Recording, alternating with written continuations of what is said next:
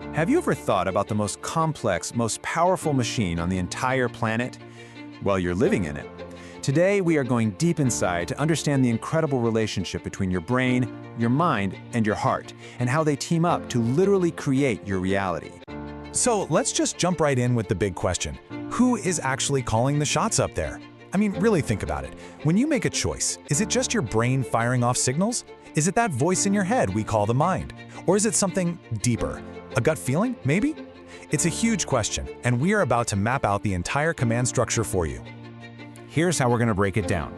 First, we'll frame this whole idea as your own personal inner control room. Then, we're going to meet the three key players one by one: the brain, the mind, and the heart. And finally, you'll see how it all clicks together into one seriously powerful system. All right, let's start the tour. I want you to imagine, right now, a super sophisticated control room. It's got monitors, controls, blinking lights. This is the headquarters of you. It's where every single thought, feeling, and action is born. Now, running this control room are three main operators. They each have their own job, their own system, but they are completely interconnected. They have to work together. And these three, well, they're what make you, you. So let's meet the crew. First up, we've got the hardware, the raw physical power at the center of the whole operation. Let's talk about the brain. For our purposes, think of it as the engine. The brain is, the actual physical thing, that 3-pound chunk of tissue sitting in your skull. In our analogy, it's the engine of a car. It's this incredibly complex piece of hardware that takes orders and turns them into real-world action. It doesn't decide where the car is going, but it's what makes the wheels turn. So think of your brain as the ultimate processor. It's constantly taking in everything you see, hear, taste, and touch. It's processing billions of little electrical signals every second and then executing all the physical stuff, from walking and talking to just keeping you breathing. It's the ultimate how-to machine. But here's the thing. An engine, no matter how powerful, doesn't go anywhere on its own. It needs a driver. And that, my friends, brings us to the mind. And this is a really crucial point. The mind is not the brain. The mind is where your consciousness lives. It's your thoughts, your awareness, that stream of ideas. The source material calls the mind the master of a human being, which is just perfect. If the brain's the engine, the mind is the one with its hands on the steering wheel. So what's this driver actually doing? Well, it's the idea factory. Your mind is constantly generating ideas, managing them, forming plans and strategies. It's what creates your whole sense of who you are, your identity.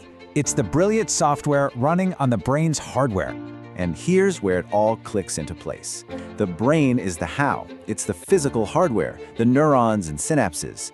But the mind, that's the what. It's the non-physical consciousness, that flow of thoughts and ideas that kind of bubbles up from the brain. You can't run the software without the hardware, right? But they do totally different jobs. The brain executes, but it's the mind that directs. Okay, so we've got our engine, the brain, and we've got our driver, the mind. But a car with a driver still needs one more really important thing: a destination. And that's where our third and final player comes in, the heart. Now, just to be clear, we're not talking about the organ that's pumping your blood. In our control room, the heart is like our internal compass. It's where your values live, your deepest intentions, your motivations. The heart is basically mission control. It gives the driver the destination, and, maybe most importantly, it gives you the why for the whole trip.